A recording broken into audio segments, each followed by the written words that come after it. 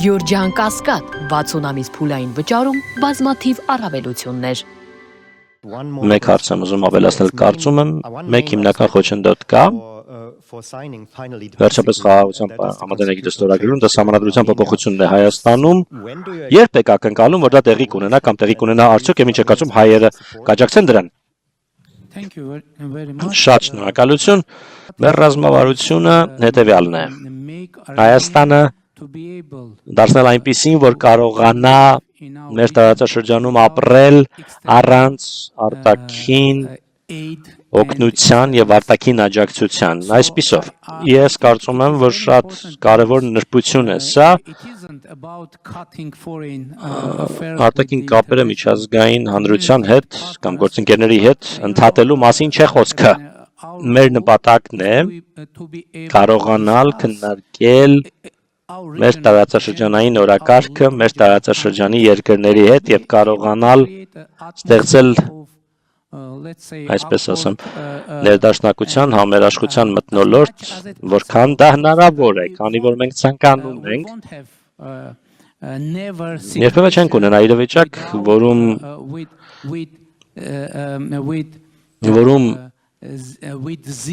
կլինեն զերո խնդիրներ, այսինքն ինչ է տեղի ունենում։ Գիտեք, խնդիրները ամենուր կան խնդիրներ եւ Եվրոպայում կան բազմաթիվ նրբություններ, այսպես ասենք, անգամ լարվածություն պետությունների միջև եւ այլն, սակայն առաջնորդումը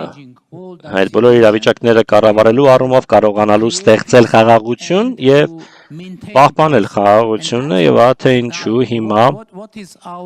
որն է մեր խոսույթը։ Մենք ասում ենք, որ խաղաղությունը հաստատված է, միանշանակ, եւ մենք դա կարողանում ենք տեսնել տեղում, գետնի վրա, բայց մյուս կողմից ամենօրյա խնամքի կարիք ունի դա, առանց չափազանցնելու, ամենօրյա խնամքի կարիք ունի եւ առանց ամենօրյա խնամքի եւ հոգացության այն ռիսկի ենթարկված կլինի հաստատ։ Ձեր հարցը, այո, գիտեք ինչ, մեր դիրքորոշումը շատ բաց է, քանի որ երբ Ադրբեջանը այդ մտահոգությունն է առաջ քաշում ասելով, որ Հայաստանի Հանրապետության սահմանադրության մեջ կան տարածքային պահանջներ Ադրբեջանի դեմ, չձանձրացնեմ ձեզ, բայց մենք կարող ենք ապացուցել, որ որևիցե տարածքային պահանջ մեր սահմանադրության մեջ չկա Ադրբեջանի նկատմամբ։ Եվ մենք կարող ենք ապացուցել դա դե յուրե եւ ապացուցել դա գործնականում ավելին, գիտեք, Հայաստանում էլ գիտեք կան որոշ մեկնաբանություններ եւ ընթերցումներ Ադրբեջանի սահմանադրության, որոնց համաձայն տարածքային պահանջներ կան Ադրբեջանի սահմանադրության մեջ Հայաստանի նկատմամբ, սակայն ինչու մենք չենք առաջ քաշում այդ հարցը, ինչու մենք առաջ չենք քաշում, չենք բարձրացնում այդ հարցը, որովհետև agreed upon text of agreement establishment of peace խաղաղության եւ միջպետական հարաբերությունների հաստատման մասին համաձայնագրի տեքստում Հայաստանի եւ Ադրբեջանի միջեւ, որը նախաստորագրվել է Վաշինգտոնում, բոլոր այդ հարցերը անդրադարձված են Իմ Միչայլոց արդեն դահրապարակված փաստաթուղթ է եւ բոլորը կարող են այն գտնել համացանցում եւ ընթերցել։ Առաջին իսկ հոդվածում այդ համաձայնագրի դրույթ կա, որի համաձայն Հայաստանը եւ Ադրբեջանը ճանաչում են միմյանց տարածքային ամբողջականությունը, հաշվի առնելով, որ հաշվառնելով խորհրդային ժամանակների վարչական սահմանները դարձել են պետական սահմաններ, դրա հիման վրա Հայաստանը եւ Ադրբեջանը որևէ տարածքային պահանջներ չունեն միմյանց նկատմամբ եւ պարտավորվում են այդպիսի պահանջներ չբարձրացնել, չներկայացնել ապագայում։ Մեկ դրույթ էլ կա այդ նախաստորագրված համաձայնագրում, որի համաձայն կողմերից ոչ մեկը իրավունք չունի իր ներպետական օրենսդրությունը մեջ բերել, վկայակոչել, չկատարելու համար այս համաձայնագիրը եւ այլն։ Ավելին մեր համանդրության մեջ դրույթ կա, որի համաձայն վավերացված միջազգային փաստաթղթերը ավելի բարձր իրավաբանական ուժ ունեն, քան ներպետական օրենսդրությունը։ Ուստի ընդհանուր առմամբ ուղղակիորեն պատասխանելով ձեր հարցին, եկեք պատկերացնենք, որ հիմա խաղաղության համաձայնագիրը ստորագրվում է, դրանից հետո մեր համանդրության եւ օրենսդրության համաձայն մենք պետք է դա ուղարկենք սահմանադրական դատարան, որպեսզի վերջինս ստուգի այդ համաձայնագրի պատասխանությունը մեր սահմանադրությանը։ Եվ երբ մենք այն ուղարկենք սահմանադրական դատարան, երկու տարբերակ կա։ Առաջինը, եթե սահմանադրական դատարանը որոշի, որ այն ամբողջովին համապատասխանում է մեր սահմանադրությանը,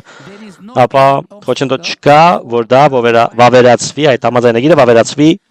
եւ երբ այն վավերացվի, մեր սահմանադրության համաձայն այն կստանա բարձրագույն իրավական ուժը մեր երկրում։ Ես հրապարակավ ասել եմ, որ եթե մեր սահմանադրական դատարանը մնում է դատարան, եթե միգուցե որոշի, որ այն չի համապատասխանում մեր սահմանադրությանը, ես արդեն հրապարակավ ասել եմ, որ անձամբ ես կնախաձեռնեմ սահմանադրական փոփոխություններ, ինչու եմ ես փորձում բացատրել սա, որովհետև իրականության մեջ որևէ խնդիր եւ խոչընդոտ չկա մեր սահմանադրության մեջ։ Եթե մենք խնդիրը անաչառ կերպով դիտարկենք ու մենք պատրաստ ենք արձագանքել Ադրբեջանին ուզող հարցերին, նստել եւ քննարկել նշբությունները իմիջայլոց գաղափար կար անգամ միջազգային իրավաբանական փորձաքննություն անցկացնել այս հարցի պատասխանը հասկանալու համար, բայց գիտեք,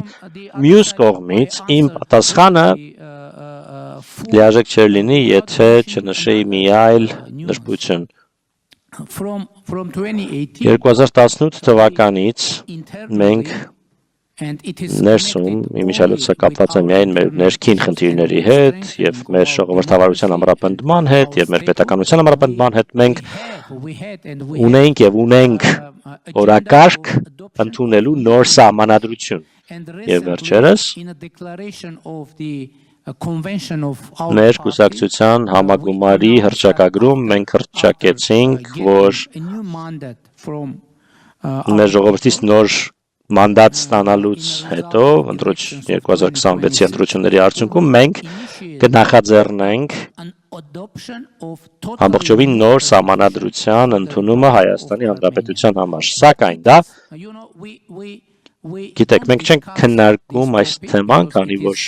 ամբողջովին ներպետական թեմա է սա։ Մենք այն չենք քննարկում